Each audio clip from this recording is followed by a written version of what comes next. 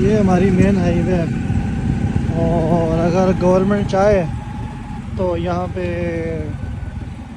Street lights भी हो सकती हैं, या एटलीस्ट सिटी तक तो हो सकती हैं। और छोटा सिटी यहाँ से काफ़ी दूर नहीं, थोड़े से फासले पर।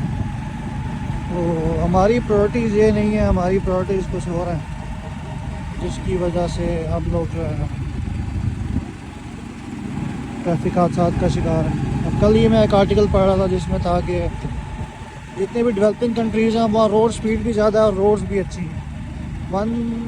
120 प्लस की स्पीड जिन कंट्रीज़ में है ऑलमोस्ट, वो डेवलप्ड कंट्रीज़ में है, जैसे सऊदी है, जर्मनी है, इसी तरह के और बहुत सारे मुल्क हैं।